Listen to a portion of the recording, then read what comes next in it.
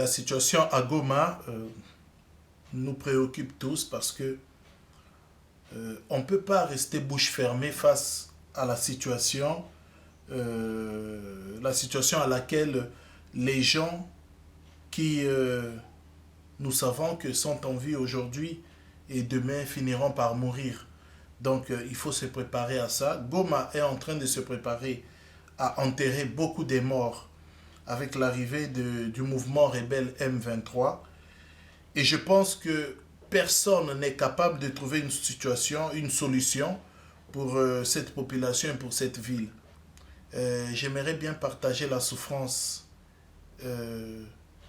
des papas, des mamans, des frères et des sœurs de la région du Nord Kivu, précisément de Goma. Et toute ma pensée est pour ces personnes qui, dans les heures qui suivent, vont mourir. Et j'attribue cette responsabilité au gouvernement congolais qui est en place et au duo Kagame et Kabila, les auteurs même et les créateurs de ce mouvement rebelle.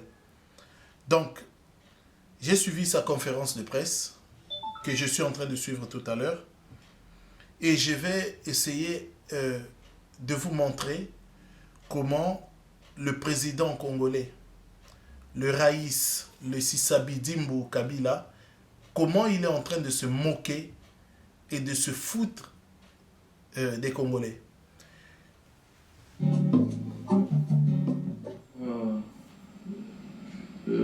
Un mot de compassion avant de parler de la situation, un mot de compassion et d'encouragement à la population du Nord Kivu, la population de la ville de Goma,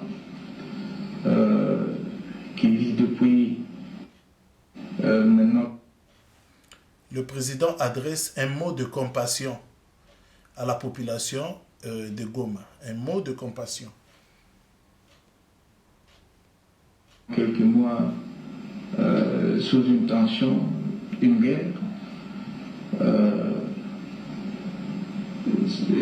C'est depuis effectivement 24 heures, 48 heures que nous avons enregistré une dégradation de la situation avec le combat.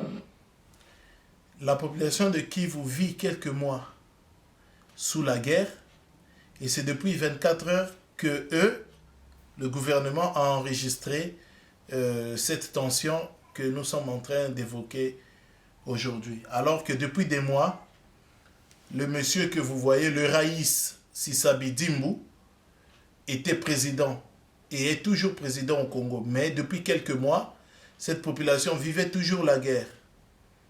Mais aujourd'hui, il se réveille après 24 heures, donc quand on a occupé la ville de Goma.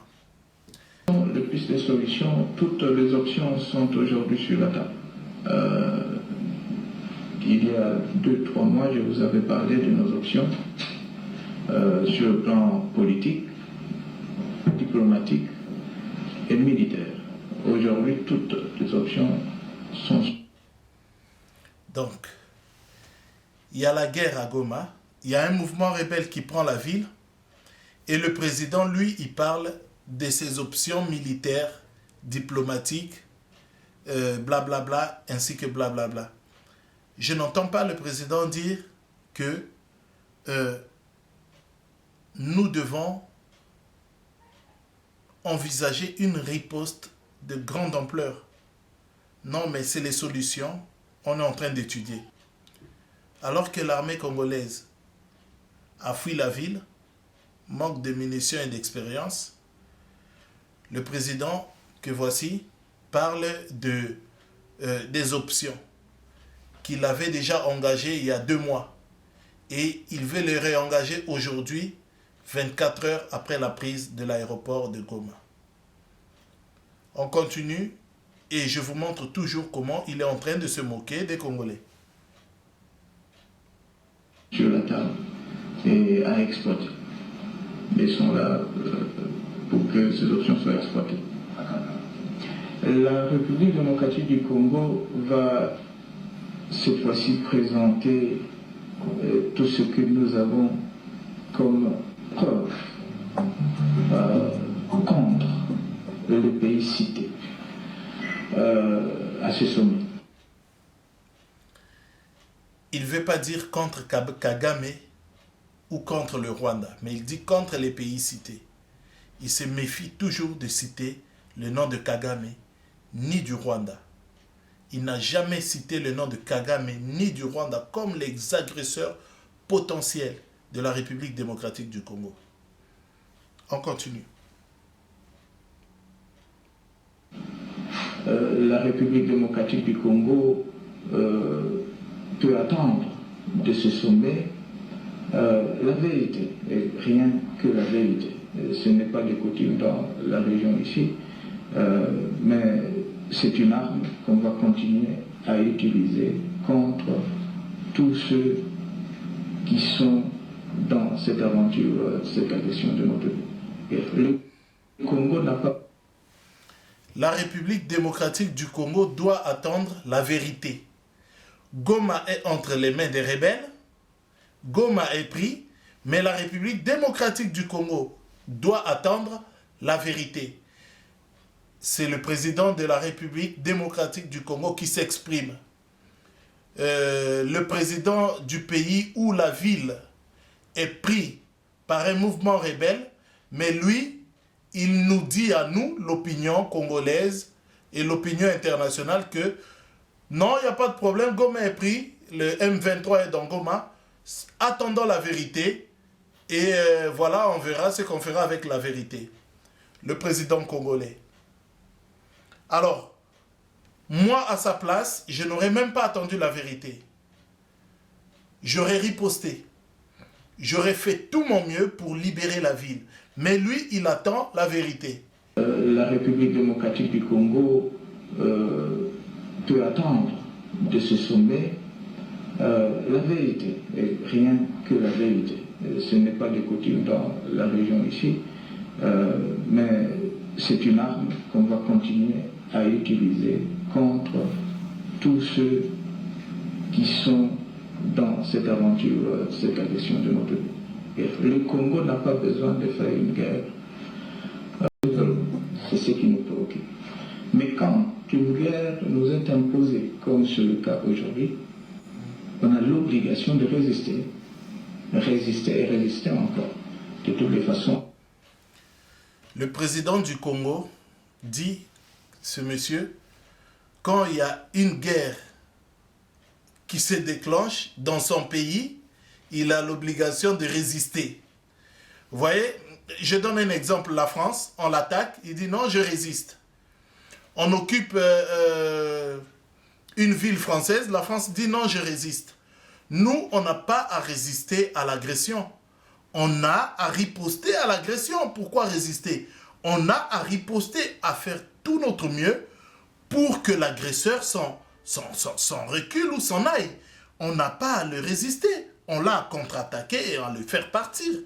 Mais le président que voici, qui a la fortune du Congo, toute la fortune du Congo, qui peut faire beaucoup avec cet argent, dit non, on a, Congolais, résisté à la guerre. Résistez, laissez-vous tuer, laissez-vous abattre, et tout va se passer comme si la vie des gens constituait la chair à canon de M. Kagame ou de ses rebelles. La paix se gagne. Il faut se battre pour atteindre cet objectif d'une paix durable. Je vous informe, parce que c'était ça la question en filigrane, qu'on a déjà rappelé notre ambassadeur en consultation ici à Kinshasa depuis quelques semaines maintenant. Peut-être que vous n'étiez pas informé, mais le ministre des Affaires étrangères avait été instruit de rappeler l'ambassadeur, qui n'est plus d'ailleurs à Kigali, jusqu'à ce que cette situation sera clarifiée. Je suis complètement sidéré, je suis effondré, j'ai même la tension. Je pense que je vais prendre des médicaments parce que c'est ce que j'ai entendu, ça m'a troublé le ventre. Ça m'a troublé le ventre tellement que ça m'a troublé le ventre.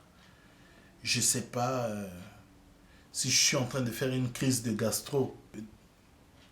Parce qu'à entendre ça de la bouche d'une personne qui se dit président de la République et qui est acclamé par beaucoup de Congolais, ça fait mal et ça rend malade. Donc, la conscience congolaise doit jouer et je me prononcerai aussi longtemps que je verrai l'évolution de la situation, parce que on ne doit pas livrer des gens à la merci de quiconque. Tout le monde a le droit à la vie. Tout le monde a le droit de vivre. Voilà, donc je pense que c'est ça. Nous allons nous battre pour que la vie des gens soit préservée. Ok, merci.